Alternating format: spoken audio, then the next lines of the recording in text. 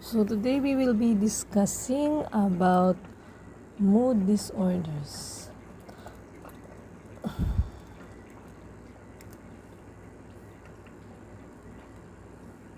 So,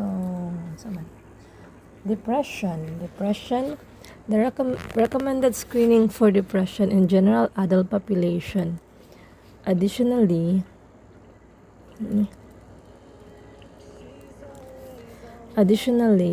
recommend screening children and adolescents 12 to 15 years of age for major depressive disorder. All screening should be implemented with adequate system in place to ensure accurate diagnosis, effective treatment, and appropriate follow-ups. The 2 items and 9-item patient health questionnaire are commonly used validated screening tools. The PHQ-2 has sensitivity comparable with PHQ-9 in most population. However, the specificity of the PHQ-9 ranges from 91% to 94% compared with the 78 to 92% for the PHQ-2. If the PHQ-2 is positive for depression, the PHQ-9 or a clinical interview should be administered. Screening all postpartum women for depression is recommended. Women should be screened for depression at least once during the prenatal period using the PHQ-2, PHQ-9, or the Eden-Burge postnatal depression scale. In older adults, the geriatric depression scale is also appropriate screening tools for depression. If the screening is positive for possible depression, the diagnosis must be confirmed using the Diagnostic and the Statistical Manual for Mental Disorder, 5th criteria, or the DSM-5. Depression is a major risk factor for suicide in older men, with suicide rates increasing with age in this population. The recent study showed that men older than 75 has the highest annual incidence of suicide. Recommend screening all postpartum women for depression. Evidence supports that the use of 2 or 9-item patient health questionnaire or the Eden-Burge postnatal depression scale. The USPSTF recommends screening for depression in the general adult population. Screening must be implemented with adequate systems in place to ensure accurate diagnosis, effective treatment, and appropriate follow-ups. The PH2 is accepted as an initial screening instrument for depression in all age groups. If depression is identified by the PHQ, completion of the PH9 or clinical interview is recommended. The USPSTF recommends screening adolescent 2 to 18 years of age for major depressive disorder in the primary care setting. Screening must be implemented with adequate systems in place to ensure accurate diagnosis, effective treatment, and appropriate follow-up. Pregnant women should be screened for depression at least once during the prenatal period using the validated screening instrument such as the Eden-Burge postnatal depression scale of the PHQ-9. Consider screening at least once during pregnancy and again for the 4 to 8 weeks after delivery. Older adults can be screened for depression using instruments such as PHQ-2, PHQ-9, Cornell scale for depression in dementia, or geriatric depression scale.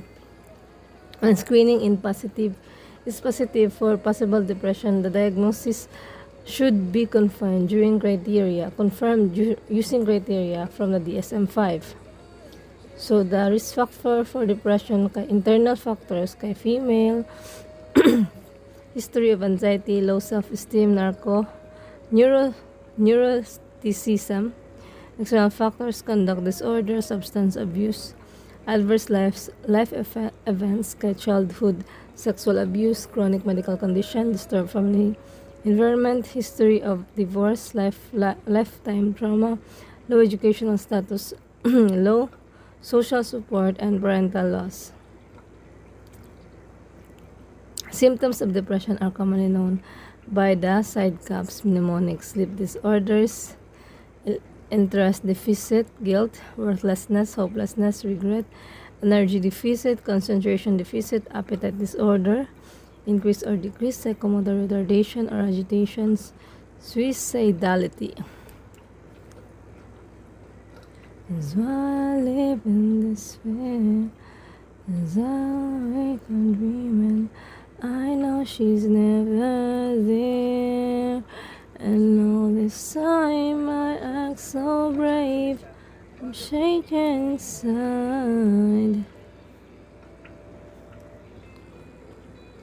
Depressed mood and anhedonia are the two cardinal symptoms of depression. The presence of 4 side cups symptoms plus depressed side cups. To sleep disorders, interest deficit, anhedonia, guilt, worthlessness, hopelessness, regret, energy deficit, concentration deficit, appetite disorder, psychomotor retardation, agitation, suicidality. Symptoms plus depressed mood or anhedonia suggest depression are further screening should be considered. Depression may manifest differently between men and women. Women with depression are more likely to report physical ailments such as headache, myalgias, gastrointestinal problems. They are also more likely to exhibit emotional effects such as stress and crying easily. Men with depression are more likely to report acts of aggression, anger, substance use disorder, and risky behavior. So, screening instrument for depression sa PHQ2 naabay little interest or pleasure in doing things, feeling down or depressed or hopelessness. Or kung PHQ9 kay naabay little interest or nag-additional. Over the past 2 weeks, how often have you been bothered by any of the following? Little interest in or pleasure in doing things, feeling down or depressed or hopeless, trouble falling or staying asleep or sleeping too much, feeling tired or having little energy, poor appetite or overfeeding, feeling bad about yourself or that you are a failure or have let down yourself or your family down, trouble concentrating on things such as reading the newspaper or watching television, moving or speaking so slowly that other people could have noticed, the opposite being so fidgety or restless, and you have been moving around a lot more than usual.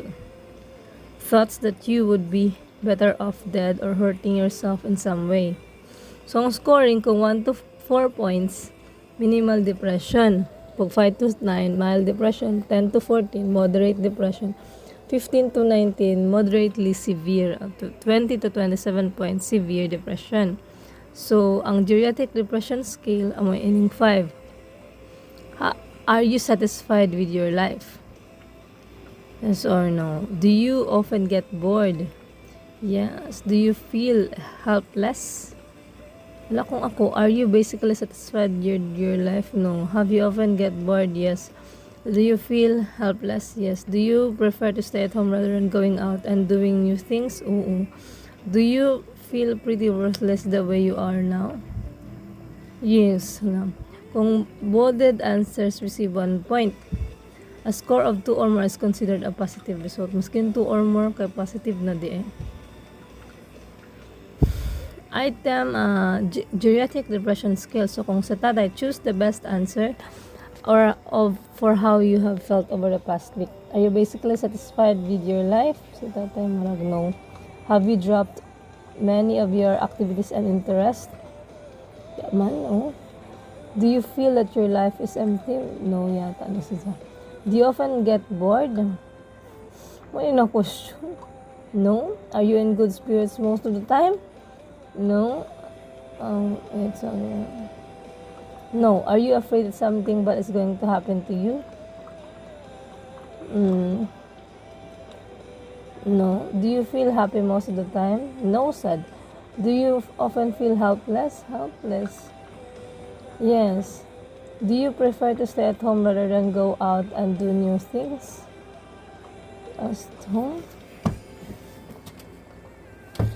Yat sa ganahan mo to sa tatay sa bayay.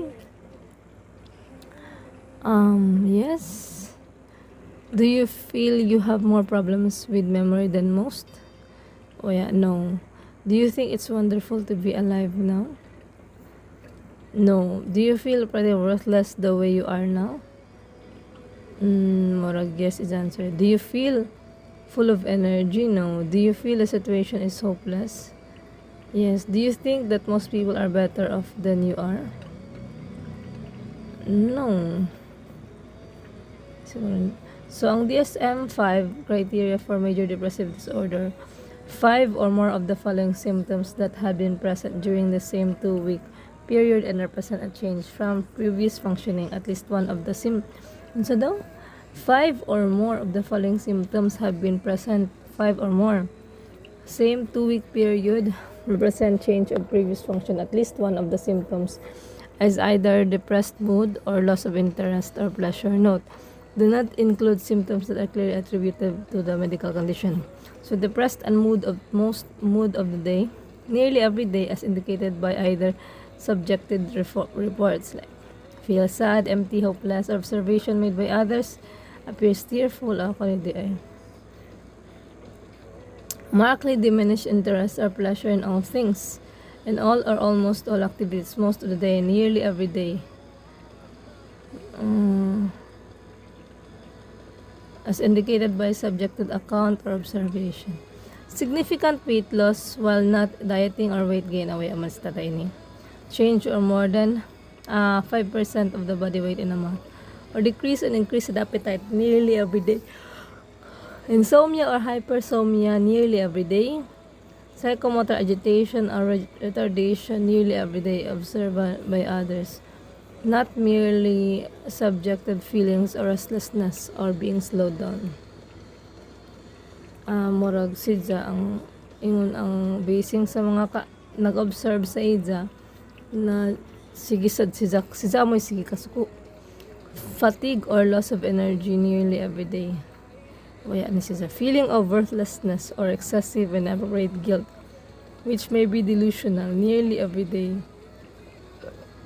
Kani tungod sa hopelessness tungod sa isang wife na case, diminished ability to think or accurate or concentrate or indecisiveness nearly every day. Subjective or observed by others. Recurrent thoughts of death, not just fear of dying. Recurrent suicidal ideation without a specific plan or suicidal attempts or specific for plan for committing suicide. Kani dyan siya. The symptom cause clinical significant distress or impaired in social, occupational, or other important areas of functioning. The episode is not attributable to the psychophysiological events of effects of substance or to another medical condition. For you will be 5 or more of the following symptoms have been present during the same 2-week period and represent a change from previous functioning, and at least one of the symptoms is either depressed mood or loss of interest or pleasure. 5 or more. Suyod na sa 5. Can't believe. Baga di mo butog 5. Bipolar disorder. Bipolar disorders are common, recurrent mental health conditions of variety, severity that are difficult to diagnose. Affected individuals have higher rates of other mental health disorders, substance use disorders, and comorbid chronic medical illness. New diagnostic criteria and specifiers with attention are mixed features, and anxious distress aid the physician in recognizing episode severity and prognosis. Physicians should consider bipolar disorder in any patient presenting with depression. Pharmacotherapy with mood stabilizers such as lithium, anticonvulsants, and antipsychotics is the first-line treatment that should be continued indefinitely because of the risk of patient relapse. Active lifestyle approach should include good nutrition, exercise, sleep hygiene, and proper weight management. Monotherapy with antidepressant is contraindicated during episodes with mixed features, manic episodes, and in bipolar disorder. Ongoing management involves monitoring of the suicidal ideation, substance use disorders, treatment adherence, and recognizing medical complications of pharmacotherapy. Psychotherapy is useful adjunct to pharmacotherapy. Patients and their support system should be educated about the chronic nature of the illness. Possible relapse, suicidality, environmental triggers such as seasonal night changes, shift work or circadian disruption, and the effectiveness of early intervention to reduce complication. Recommendation for practice. Nakataas ba ining kuan? Recommendation for practice kay screen all patients 12 years and older for depression, including all the pregnant patients in the perinatal period. Screening should be implemented with adequate system in place to support accurate diagnosis. Psychotherapy and follow-ups. Lithium valproic acid, Depakote, and some antipsychotics are effective single agents for acute mania. Effective combination therapy for acute mania include lithium or valproic acid with quetiapine or risperidone. Quetiapine and cariprazine are effective single agents for the treatment of acute bipolar depression. Lurasidone combined with lithium and valproic acid is effective treatment for acute bipolar depression. Lithium quetiapine or a combination of quetiapine and lithium or valproic acid is effective for the maintenance of the bipolar disorder. Categories and types of bipolar.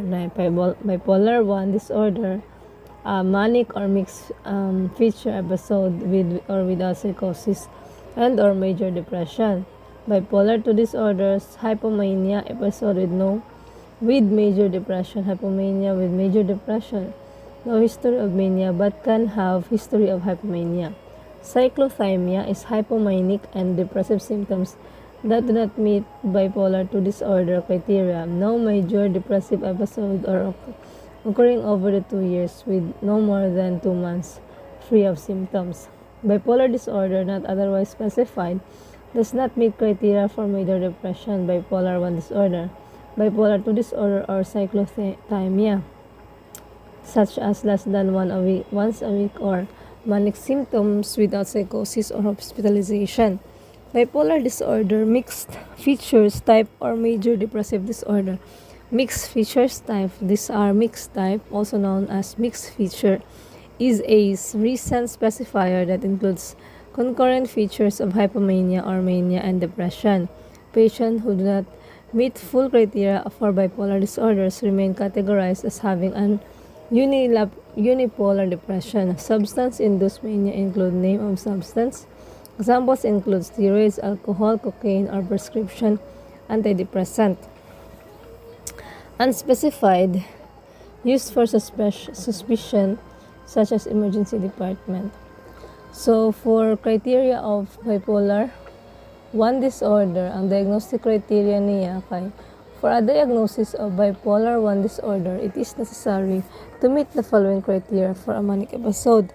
The manic episode may have been preceded by and may be followed by hypomanic or major depressive episode. Ang manic episode kay a distinct period of abnormally persistently elevated, expansive or irritable mood and abnormally persistent increased activity, energy, lasting at least once a week and present most of the day, nearly every day, or in any duration if hospitalization is necessary. During the period of mood disturbance and increased energy activity, 3 or more of the following symptoms. 4 if the mood is only irritable are present to significant degree and represent a noticeable change in the usual behavior.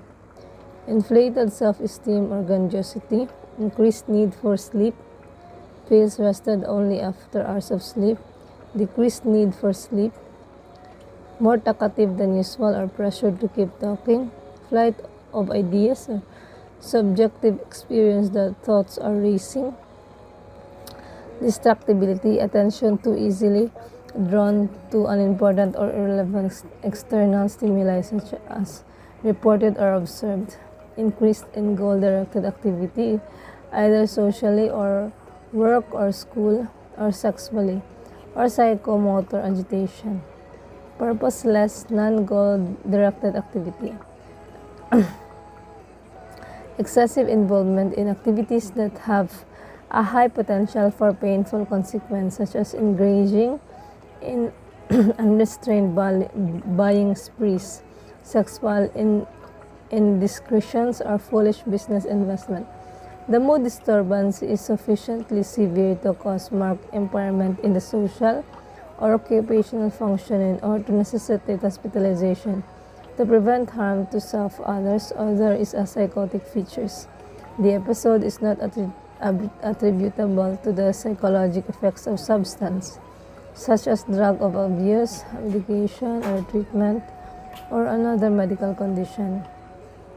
A full manic episode that emerged during antidepressant treatment, medication, electroconvulsive therapy, but persists at a full syndromal level beyond the physiologic effects of the treatment, is sufficient evidence for a manic episode and therefore a bipolar 1 diagnosis. Criteria A to D constitute a manic episode. At least one lifetime manic episode is required for the diagnosis of a bipolar 1 disorder. A hypomanic episode. Hypomanic episode is a distinct period of abnormally and persistently elevated, expansive or irritable mood, and abnormally and persistently increased activity of energy, lasting at least 4 consecutive days, present most of the day, nearly every day. During the period of mood disturbance and increased energy and activity, 3 or more of the following symptoms, 4 if the mood is only irritable, have persisted, represent a noticeable change of from usual behavior, and have been present to a significant degree. Inflated self-esteem or grandiosity, decreased need of sleep, feels rested after only 3 hours of sleep, more talkative than usual or pressure to keep talking, flight of ideas or subjective experience than thoughts are racing, distractibility, attention too easily drawn to unimportant, irrelevant external stimuli, as reported or observed, destructive, increased in goal-directed activity, either socially or work or school, sexually or psychomotor agitation, excessive involvement in activities that have high potential for painful consequences, engaging in unrestrained buying sprees, sexual indiscretions, or foolish business investment. The episode is associated with an unequivocal change in functioning that is uncharismatic of the individual when not symptomatic. The disturbance in mood and a change in functioning are observable by others. The episode is not severe enough to cause marked impairment in social or occupational functioning to necessitate hospitalization. If there are psychotic features, the episode is by definition manic. The episode is not attributable to the psychological effects of substance, such as drug of abuse, medication, or other treatment, or another medical condition. A fully hypomanic episode that emerged during antidepressant treatment, such as medication, electroconvulsive therapy, but persists at a fully syndromal level beyond the psychological effects of that treatment is sufficient evidence for a hypomanic episode diagnosis. However, caution is indicated so that 1 or 2 symptoms, particularly increased irritability, edginess, or agitation followed by antidepressant use, are not taken sufficient for diagnosis of a hypomanic episode or necessarily indicative of a bipolar diastasis. Note: criteria A to F constitute a hypomanic episode. Hypomanic episodes are common in bipolar 1 disorder. but are not required for the diagnosis of the bipolar 1.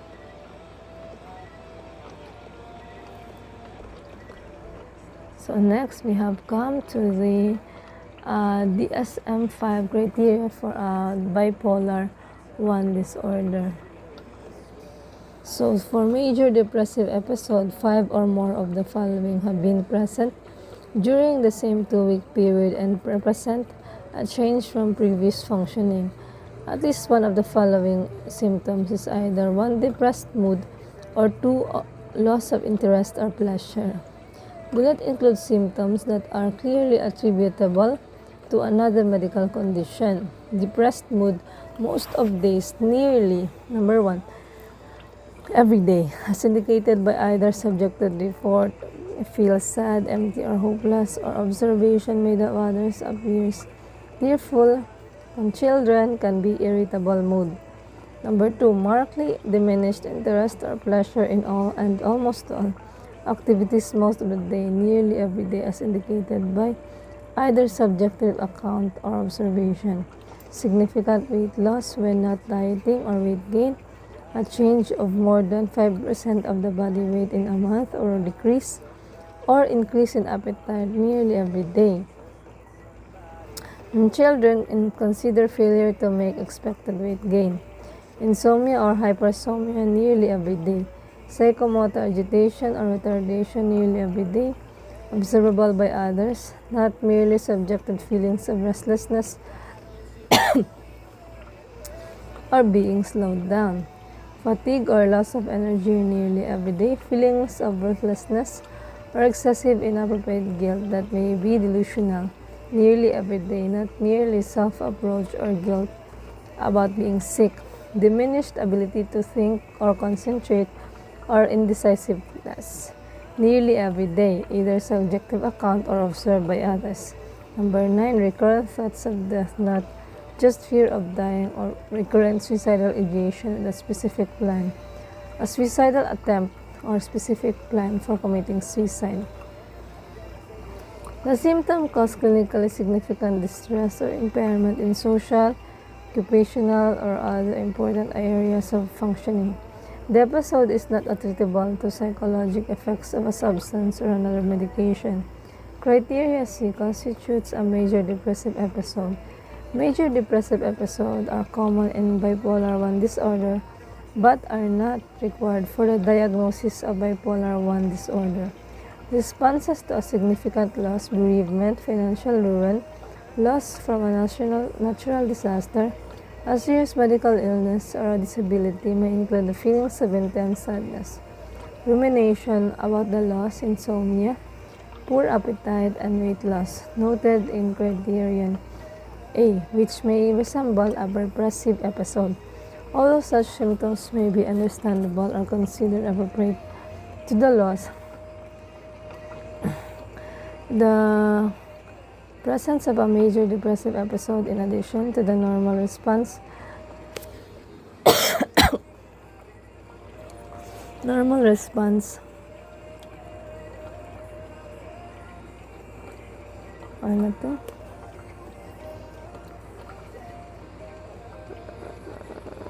to a significant loss should also be considered carefully. This decision inevitably requires the exercise of clinical judgment based on the individual's history and the cultural norms for the expression of distress in context of loss.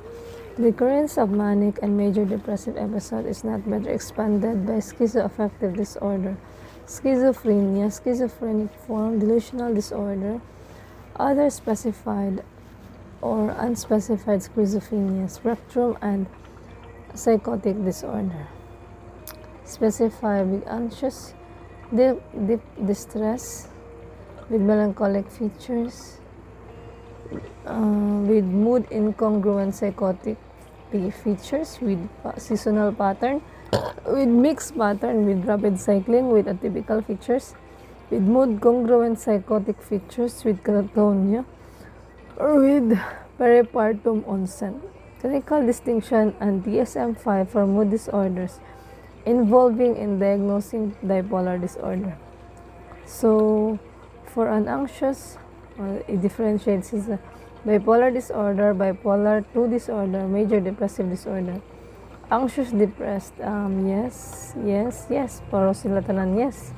Associated with higher suicide risk, longer duration of illness, greater likelihood of treatment, non-response. It requires 2 or more of the following: feeling keyed up or edge, feeling restless, difficulty concentration because of worry, fearing that something awful might happen, feeling of losing control. Typical features: sleeps more, eats more, feels heavy or laden. Possible when depressed, possible depending on type of depression. Catatonia, yes when depressed only. Medyo depressive kay may catatonia ba? Current episode severity, mild symptoms, sufficient only meet criteria for diagnosing with mild functional impairment.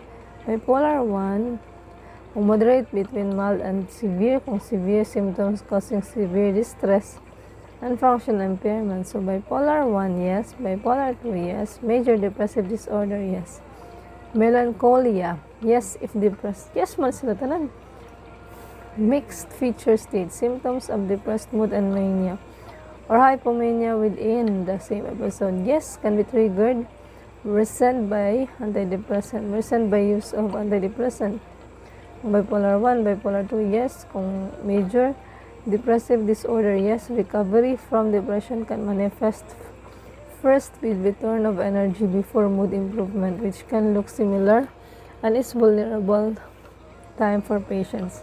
Peripartum onset, yes sa tanan. Psychotic features, mood congruent or incongruent, which is defined as mood state consistent with depressed mood. Manic state or inconsistent with state. Yes, gapon sila sa tanan. Rapid cycling can be applied to bipolar 1 if the patient had at least 4 mood episodes in the previous 12 months, and if the episode were demarcated by partial or full remission at least 2 months, or a switch to an episode of opposite polarity. Major depressive disorder to manic episode, yes, no sa walay rapid cycling sa bipolar 2 ug sa depressed. Major depressive disorder. Seasonal component, specific for course of illness, yes sa tanan. Yes sa tanan. Turn from your side, body plays are high, only remind. So, factors that raise the suspicion for bipolar disorders: attempted suicide, typical behavior, depression, hypersomnia, increased appetite, psychosis, pathologic guilt, labile mood, drug or alcohol use, episodic hypersexuality, family history of multiple instances of suicide, incarceration, drug or alcohol abuse, having a relative with a bipolar disorder, intolerance of an antidepressant, steroid or other medication, especially if the medication caused by agitation or mania. Irregular mood changes from low to high in context of depressed need for sleep or periods of intense goal orientation, irritability, impulsivity, rationality, legal or financial problems, multiple divorces, multiple relatives with any of the following: anxiety, attention deficit hyperactivity disorder, depression, obsessive compulsive disorder, panic disorder, no response to 3 or more antidepressant trials. Personal history of bipolar disorder: prior episode of depression, especially with early onset, 13 years or younger, seasonal variability, prior episode of mania or hypomania, racing thoughts that prevent sleep initiation, recurrent job loss, recurrent need for sleep for a few days without feeling tired, sleep disruptions. Select cause of secondary mania, disease, mga sakit naman yan eh. Nothing's gonna change.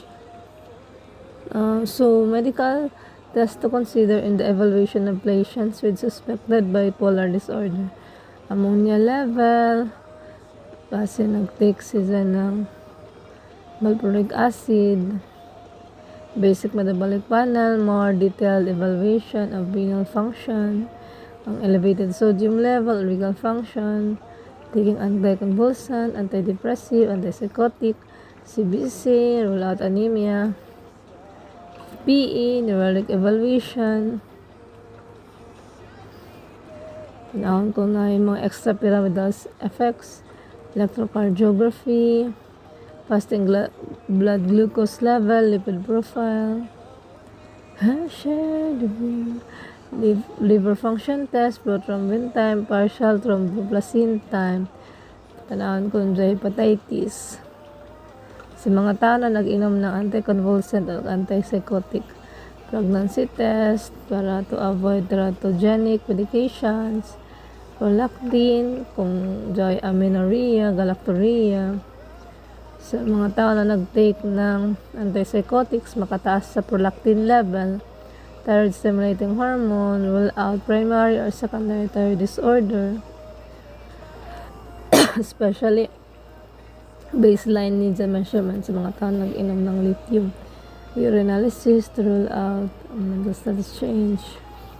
Immune toxicity screen.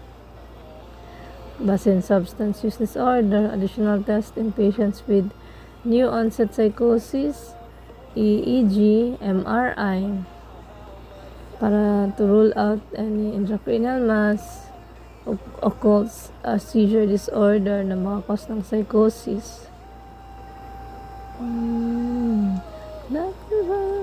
Amad to sila.